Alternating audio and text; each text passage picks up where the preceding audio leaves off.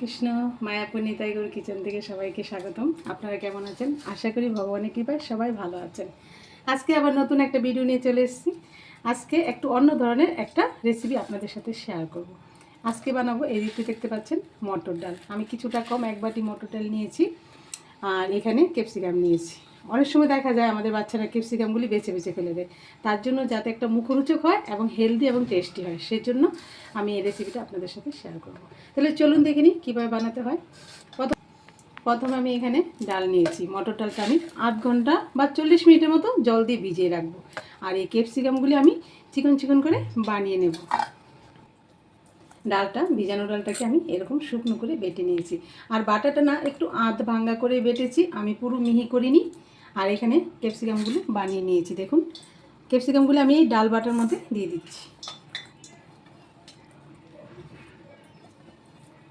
আর এখানে একটু লঙ্কা কুচি নিয়েছি, লঙ্কা কুচিটাও দিয়ে দিচ্ছি।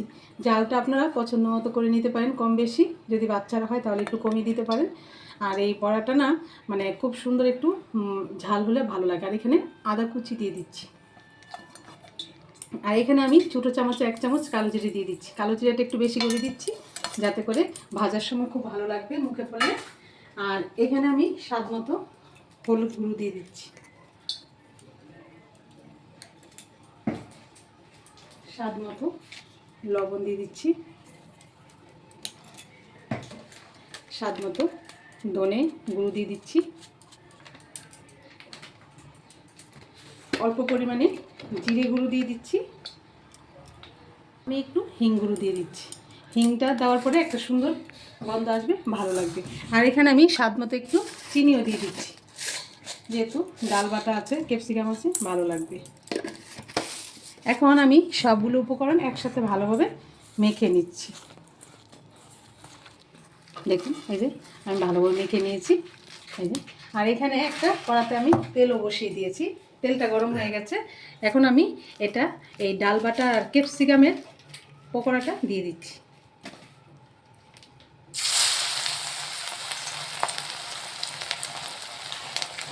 একটু হাত দিয়ে একটু ছড়িয়ে ছড়িয়ে দিলে মানে খুব সুন্দর বড় বড় হবে। এটা বাচ্চাদের, আপনারা চাইলে, এটা আমার হাত থেকে একটু পড়ে গেল, এটা ঠিক করে, হ্যাঁ, রেডি দিলে হবে।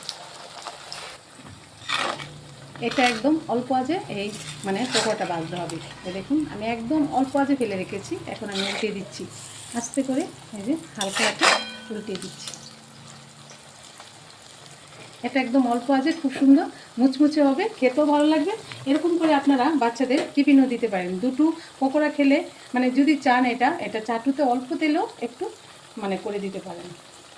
এই যে আস্তে আস্তে লালচে কালার আসছে। আর আমি একটু চেপে চেপে দিচ্ছি, যাতে করে ভিতরটা কাঁচা না থাকবে, খুব সুন্দর হবে। পুরোটা যাতে ভাজা হয়, এরকমভাবে একটু চেপে চেপে ভাজলে খুব সুন্দর ভাজাটা হবে। এই যে দেখুন, আমাদের ঘরে কিন্তু মটর ডাল ঘরেই থাকে, ক্যাপসিকাম প্রায় ঘরেই থাকে। তখন একটু অনেক মনে হয় সন্ধ্যার সময় একটু একটু কিছু করে মুখরোচক করে ভগবানকে ভোগ লাগিয়ে এটা মুড়ির সাথেও আপনারা প্রসাদ পেতে পারেন। দেখুন, একদম এই যে লালচে কালার হয়ে গেছে। আমি এখন ভালো করে তেল থেকে ছাড়িয়ে ছেঁকে নামিয়ে দিচ্ছি। একটু উল্টে পাল্টে নিচ্ছি একটু।